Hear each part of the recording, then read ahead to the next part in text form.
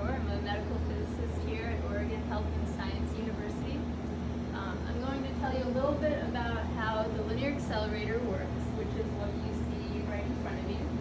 The linear accelerator that you see here is what is used to treat the majority of patients that come into our clinic for treatment for their cancer. And it's a really nice device. If you're familiar with CT simulators or fluoroscopy units, a lot of the principles are the same. You start usually with an electron. It's all the way in the back of that unit. And what happens is that it accelerates along what we call the waveguide here. And by the time it reaches the end of the waveguide, it's at about 99.9% the speed of light. So it's traveling really fast. Its relativistic mass is also increased about 20 times. And there's a lot of really nice technology that goes into this. So the electron is created by this process called thermionic emission, where it's sort of boiled off a thin wire cathode. It's injected into the waveguide. Some RF energy, which if you remember is just electromagnetic energy, is also sent into that waveguide, and you can imagine the electron like a surfer on a wave. The wave is the RF energy, and the electron picks up some of that energy, and as it goes further and further along the guide, it's increasing in energy and relativistic mass. So by the time it gets here, we're ready to either turn it into an electron, or leave it as an electron, or turn it into a photon, and then treat the patient who is lying down here. You can see a head holder set up for the patient right now. So the patient would be in this position, their head here, their body lying down along the couch here. So the other processes we want to tell you about, the electrons are coming out at about anywhere from 6 MeV to 18 to 23 MeV, that's mega electron volts. In photons, that's the same, it's megavolts to, it's sort of the megavoltage range, and you can think of the CT scanner, that's in the kilovoltage range.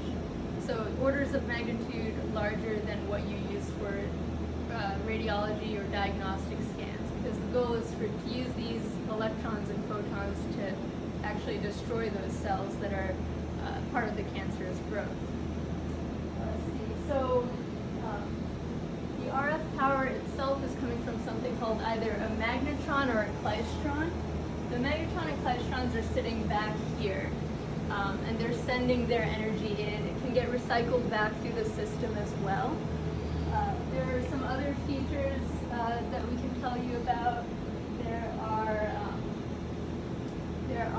In here there's a bending magnet, so the electron will be bent by the magnet, because an electron in a magnetic field, it's subject to Coulomb forces, so the magnet will bend it to have it come down so it's going this direction to treat the patient. And within here are other devices, so if you want to turn it into a photon, which is how we treat a lot of our patients with photons, we'll use what's called a target. So the electron will interact with sort of a metal, a tungsten metallic target, and in that interaction it produces photons. Those photons can then be collimated, so basically it means photons are going in every sort of direction, but our goal is really for them to come straight down and hit the patient. So we have different ways of collimating them and of flattening the field, so that if you want a flat photon beam, you can get a flat photon beam. Sometimes we leave it unflattened, but either way you'll have what we call jaws, which help push the photons and block the ones we don't want. We also have MLCs, which I'm going to show you in a moment. Or can you want to? So you see these little fingers sort of sticking out, and this odd shape here. So this shape is sort of the shape that the photons would come through, and everything else is being blocked what we call MLCs, multi-leaf collimator leaves. So those leaves can come in and out, and they can move around. They can shape the photons to the target, the shape of the target, at any gantry angle. And let me show you what a gantry angle looks like. So with the patient on the table here, the gantry itself can rotate around so that you can send your radiation in from pretty much any direction. And the goal of sending the gantry in from different directions is that you can avoid any critical structures you don't want to hit. So if you have a tumor, say, right behind the brainstem, you might avoid putting dose just sort of anteriorly through the patient because you don't want to put radiation directly through the brainstem. Instead, what you'll do is you'll move the gantry all the way around to one of the other angles that can come in and send radiation into the patient. And in the same way, you can also move the couch. And what this will let you do is do pretty much the same thing, where you can decide which angle is ideal for your patient. And you can decide if you want to treat them from sort of this direction versus the other direction.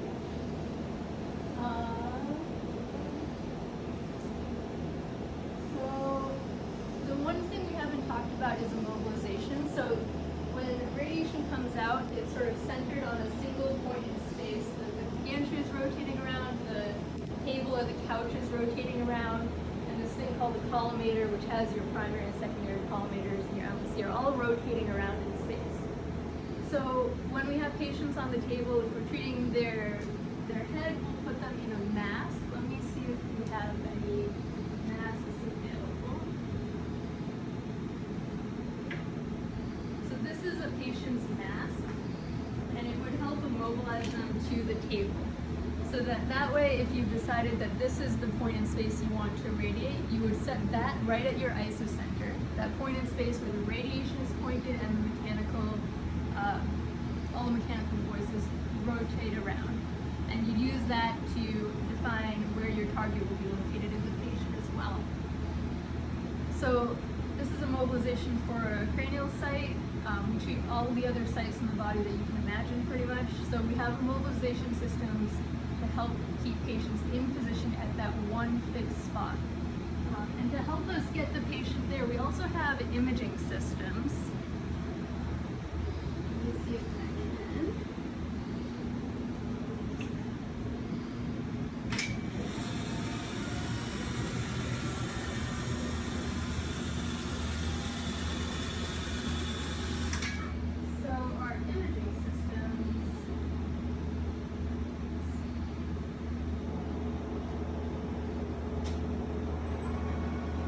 These arms that are coming out right here, there are two of them. On the left, you're going to see the source of our X-ray radiations, and this is closer to a CT scanner. You can also see the panel on the right, which is sort of where the X-rays hit. So the X-rays will shoot through the patient and be reported on that side as the gantry rotates around the patient. And by doing this,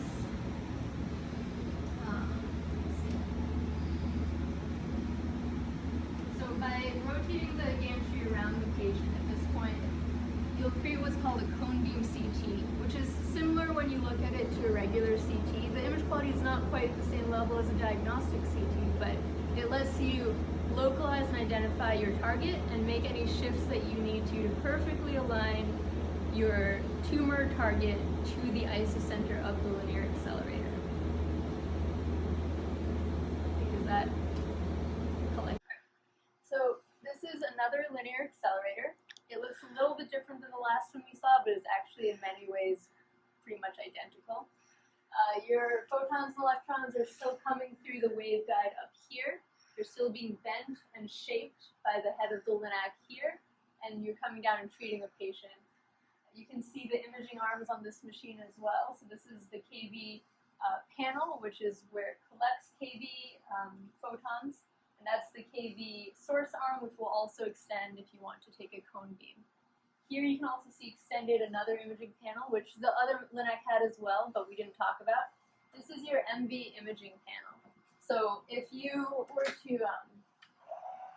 extend this imaging panel under the patient, you'd notice it would be right under the source of your photons and electron beam that is coming out here. So you can use this to collect information on your photon beam and take an image of the shape of the field you've created and verify that it's accurate, and to see what anatomy is in your treatment field itself as it is currently shaped. So there are benefits to using your MV panel to collect that information and localize your patient. There are benefits to also using your KV imaging arms to do the same thing. You can get a volumetric image that way. So what you'll notice if you look at this patient's table is that it's actually set up to, again, have the head of the patient up here, but you'll notice that there is what we call a vacuum bag to help immobilize their legs on the lower down on the table. So by having this lower down on the table, this probably means we're treating a patient that we're treating a lower inferior site on their body, not their cranial site. So this will help keep their legs in the position we want them to be. So if we want to mobilize their pelvis and have it be reproducible however many times we treat them, whether it be once or 30 times, we can have them come in, they'll come into the shape that's been molded specifically to them, and they'll be able to put their legs and their lower torso in this basically the same spot every single day. And that just helps us maintain, again, that once we have them in position, they cannot move from that position, and then we can set them up to that one spot in space where our radiation is localized and our mechanical systems are all localized, and they rotate around that one spot and deliver radiation there. So this is, again, another type of immobilization device that we use with any of our LINACs. And this is pretty much the same machine that you saw before, just by a different vendor.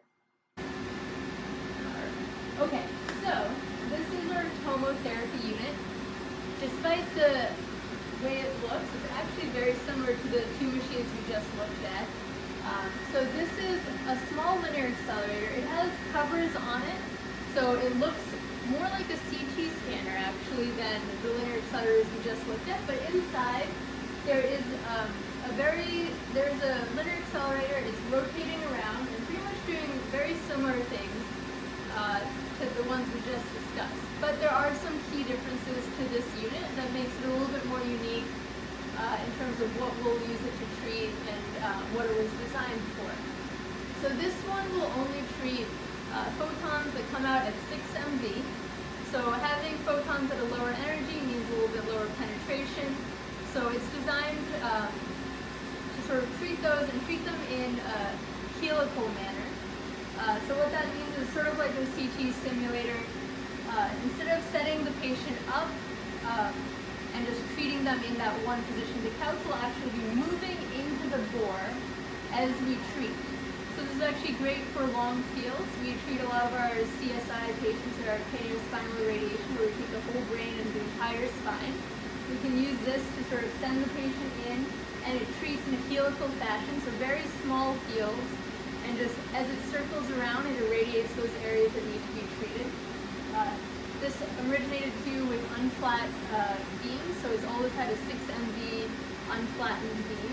So you can't treat a large field all at once on it, but you can treat a long field in very small segments as the cable moves in. It also, in here, though you can't see it, has an MV imaging arm, and so it doesn't have this one does not have a KV panel, so you can't take a cone beam CT, but you can actually take an MV CT. So an MV CT, again, will not be at the same type of resolution as a diagnostic CT, and it will look a little bit different than your cone beam CT on the other linear accelerators, but we'll actually image using that mega voltage beam at a slightly lower energy at 3 MV, and show you where you are located in space. So you can still do the same type of immobilization, the same type of localization and alignment with this machine as you can with the other two that we saw earlier. There isn't much to show you because the covers are on. I can show you that the couch moves up and down, and I can show you that it moves into the bore. So this is sort of how it would advance with the patient on it. And it would advance all the way in and then slowly come out as well, just like you'd see on a CT scanner. What you can see here, though, is a different type of immobilization device. So this is sort of where, again, the patient's head would be located here. What you see here are shoulder tractors. And so these are actually set, if you can see them, there are sort of numbers right here, and there are ways to mark what position they're at. So you can say your patient's shoulders will always be located at a certain position every single day, which for a head and neck patient, that can be really important because as the shoulders move up and down, you can end up blocking radiation or unblocking radiation by accident, which can reduce some of the dose you get to your actual neck. So for a lot of our head and neck patients, we use these shoulder trackers to make sure their shoulders are in the same position every day. We confirm that with our imaging as well to make sure that's true. And that way we don't compromise the integrity of their treatment by allowing motion. So again, another form of immobilization.